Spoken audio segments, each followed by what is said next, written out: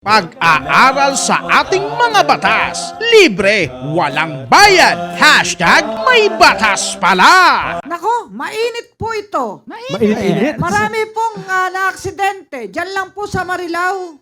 Meron pong parang pedicab na magdi-deliver lang ng pagkain sa isang religious activity. Abay, hinarurot po ng isang bus. Yung isa po patay, yung isa po ay talagang critical. At tinawagan na po ng PAW, pero hanggang ngayon, hindi po nagre-responde. Iseset pa formation yon.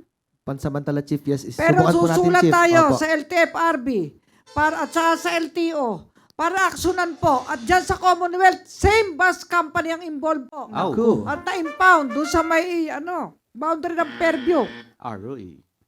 Bakit kaya hinaharurot yung mga nasa kalsada?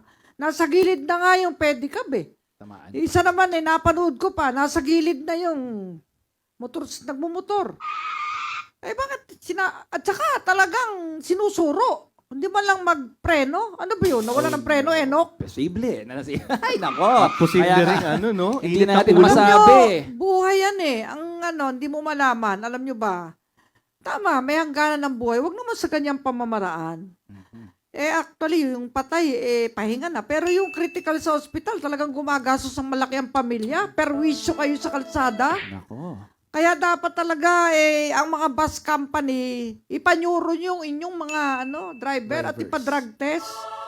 Diba? O, umpisa na natin. Ano ba batas sa kalsada, JC? Yes po. Dahil sa tindi ng init ng panahon, may iilan sa atin na bumibiyahe at bumibisita sa iba't ibang destinasyon. Yan, subalit sa likas na kasiglahan ng paglalakbay, hindi natin dapat kalimutan ang mga mahalagang batas na nagtatakda ng ating mga responsibilidad bilang mga biyahero. Ang pagpaplano ng biyahe ay hindi lamang tungkol sa pagpili ng pinakamagandang lugar na dapat puntahan, kundi pati na rin sa pag-unawa sa mga alituntuning pangkaligtasan sa kalsada. Sa ganitong konteksto, mahalaga na ating alamin at sundin ang mga batas na naglalayong mapanatili ang kaayusan at kaligtasan sa ating mga paglalakbay. Okay.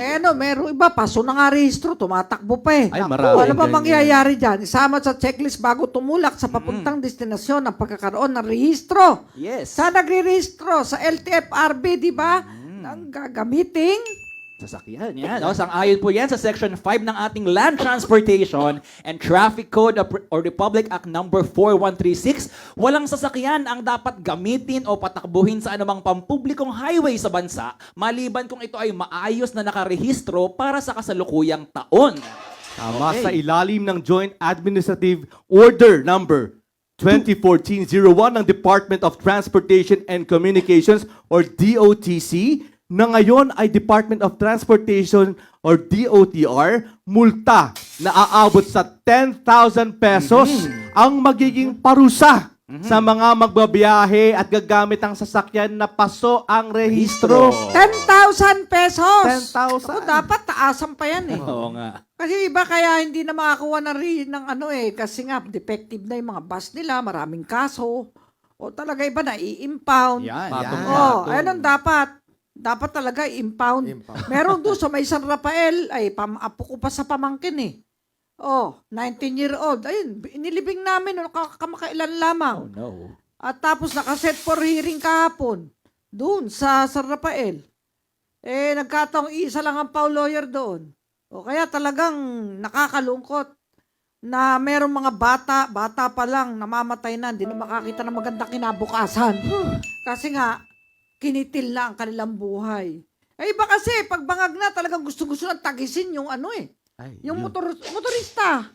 Oo. Tagisin. Tapos, ang sinasabi nga, mas maganda dead meat kesa, anong sabi ng dead meat? Patay. Pag-kill na. Yun, talaga, mas mura daw bayad.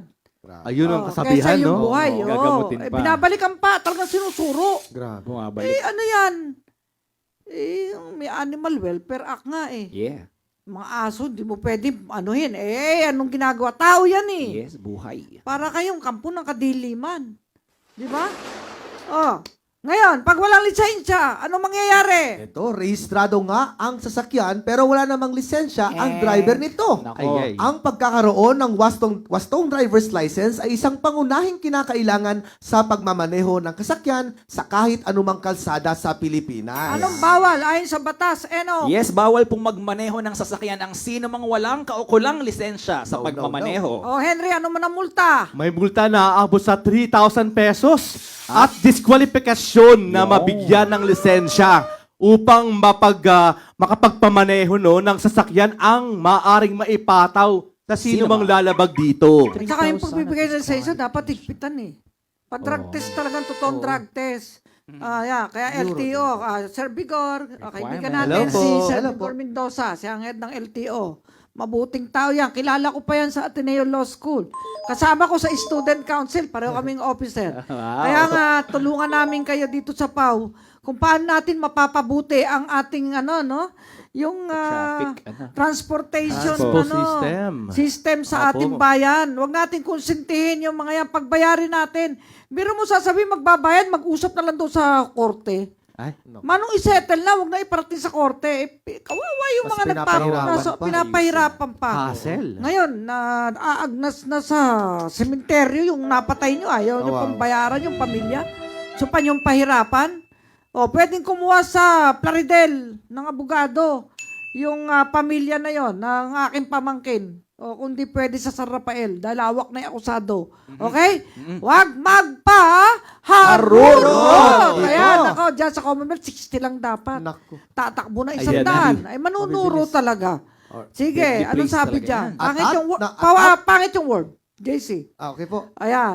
Alis Gusto na nila, gustong-gustong. Gusto. makapunta sa pinaplanong bakasyon. Ay, teka, ayos yung lingwahe mo. Lawyer ka. Ayan, Alright po. gustong-gustong makapunta sa pinaplanong bakasyon. Bakasyon. Eh, ano nangyari? Hindi tayo dapat nagmamaneho ng padalos-dalos o nagpapaharurot sa kalsada, lalo na't may mga itinakdang speed limits para sa ating kaligtasan at ng iba pang motorista. Ayan, at ayon nga sa batas, dapat magmaneho ng maingat na isinasaalang-alang ang trapiko, ang lapad ng highway at ng anumang iba pang kondisyon. At ayon sa Republic Act number 4136, Yan, eto na ang mga sumusunod, mga pinahihintulutang speed limits sa ating bansa. Yes, ito nga. Ano ba ang yan? Maximum allowable speed limits para sa mga lansangan na walang blind corner Oo. Ayan. at ano? walang Residential, oo. O commercial residential structures. o commercial structures. Alam mo kasi yan, dapat talaga, pag kanto, nagmiminor ka. Kaya nga, Hindi ingat. kanto na, dire-diretso ka. Eh, paano kung, ano yan, intersection yan, eh, may humaharuro. At nag-signal Ay, lights, buti no? kung dead meat ka. O, di ba? Kung buhay ka pa, habang buhay mo pahirapan ng pamilya mo. Di ba, mahirap yung baldado po. O, pasintabi sa mga PW, Apo. mahirap po yan eh. Kaya nga talaga may napanood akong pelikula na muntik na siya magpakamatay nung siya biktima ng talagang Na-injure siya. Oo, Hit and ano nga run? bang pelikula yon? Yung When the Stars Landed. Yun. Panoorin nyo, ang ganda nun. Meron lesson yun. Kung paano magiging mabait, kung paano magiging mapagkawang gawa sa kapwa. At pinilit niya magtrabaho kahit PWD siya. Wow. Kaya may mga PWD nagtatagumpay eh. Yes. Talagang maayos. Huwag nating isiping magpakamatay pag tayo dumanas ng kabiguan. Ayan, anong allowable speed limit dyan? 80 kilometers kada oras. para sa Sa pampubliko. truck naman, 50 kilometers. Yan, mas mabagal. Mas mabagal dapat sa dapat. truck at Ayan, bus. oo, dapat eh. Kaso sila yung maharurot. Mabigat kasi sila. Ano pa yung susunod dyan? Sa LTO galing source Yes. natin, LTO, Republic Act number 4136. Shout out to Attorney Alvin Cardines at Bebelin. Hello po. Shout out, Regional Public Attorney Attorney Direk. Bebelin.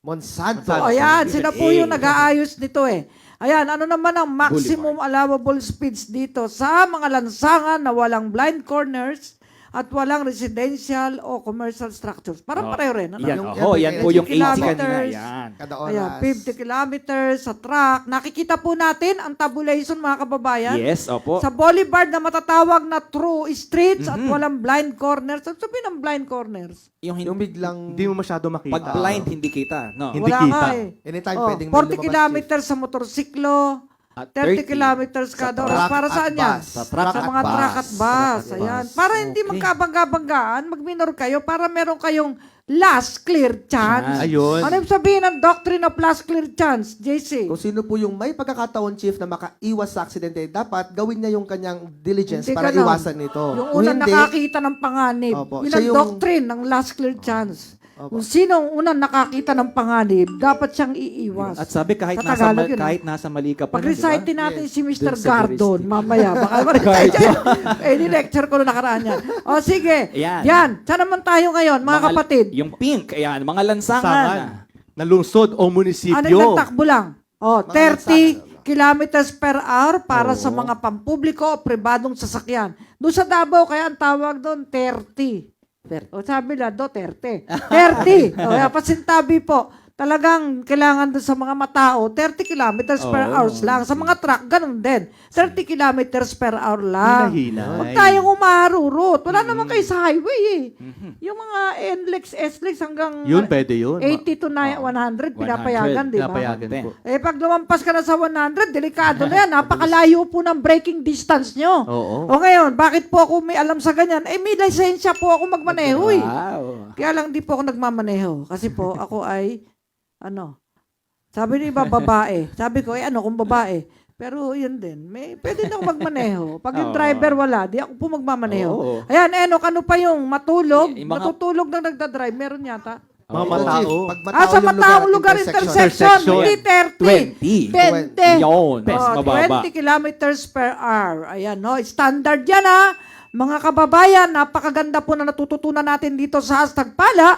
Ang kaligtasan na protektado kayo ng batas, ito po ang regulasyon, sundin po ng mga motorista. Correct. Ayan, Safety 20 sa first. matatao. Kasi divisoran, di ka pwede marurot.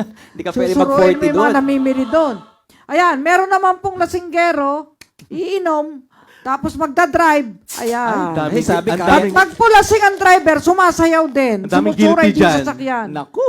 Kaya wag pong pilitin na magbiyahe o kaya ay mag-drive. O, pag Nakainom Nakainom ng ng alak. alak. Meron pa bang breath analyzer ang ating MMDA? Yung pang-check, meron pa rin ba? Advance Ginagawa na pa yan. rin po nila Sana ituloy yan eh. Ituloy po yan ni Sir, nung ating mga kasama sa MMDA. Napakaganda po yan. Eh, sasabihin nyo, si Persida Acosta, hindi kasi manginginom. Wala namang ganyanan. Okay lang ho yun.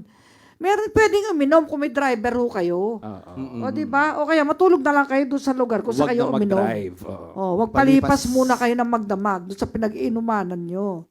Ayan, labag po sa batas sa Republic Act 10586 o Anti-Drunk and Drug Driving Act of 2013. ano sinasabi niyan? Para sa sino man tao na nagmamaneho ng sasakyan Oho. habang nasa ilalim ng impluensya ng alak, mapanganib na droga o iba pang katulad na sangkap, Yun. parusang pagkakakulong at multa at pagkumpiska at pagpapawalang bisa ng driver's license ang maaaring ipataw sa sino man lalabag nito. Hindi lang pala pag-iinom, pati Drugs, droga. oo, at iba pang sangkap. O, sabi iba dyan. pang sangkap. Okay. Sa halip na makauwi sa bahay kasi o makapunta sa pinaplanong Saan ang lugar, bagsak mo? baka sa kulungan tuloy ang inyong maging bakasyon. ang masama pag shabu o cocaine o coke or heroin, Ayan. naging violente ang iba eh. Ang effect ng mga yan Mas eh. matindi. Parang Hindi kagaya lumilipad iba naman, ang effect ng lasing, naantok, no? Yun, Ano, naantok. ano. O kaya madaldal. Di ba ibang trip yan eh? Sabi nga, walang basagan ng trip. Trip, oo. Eh pagkabangag ka sa Cebu, ay naku, walang pakialam yan. Akala mo eroplano siguro yung pinatakbo mo. Ah, Pinalipad at, mo. Gising na gising eh. Talagang hyperactive siya. Mulat na mulat. Eh, meron pang isa, yung iba kausap yung girlpriend niya o kabit Ay, niya habang ayan. nagmamaneho. Naku. Naka-cellphone. Sana all may Ganyan ka ba? girlfriend. Ganyan ba kayo? Wag po ganun. Pag nagdadrive, huwag na ho tayo mag-cellphone muna. Eh, magkagalit yung misis ko pag di ko sinagot. Eh di, pagka nakapark ka na, sabihin mo, Oo, gumilid ka. pasensya na darling, nagmadrive ako kanina eh. Hmm. Mahal na mahal kita. Huwag ka mag-alala. Ikaw lang nasa isip ko. Parating na Hindi ako, ganon. parating na ako dyan. Huwag magpaalam bago sagot ka umalis. ng sagot sa telepono. Bunubulyangawang ka pala ng asawa mo. Pagkatapos ngayon, hindi mo alam kung kakanan o kakaliwa. Yun. Maaksidente ka niyan.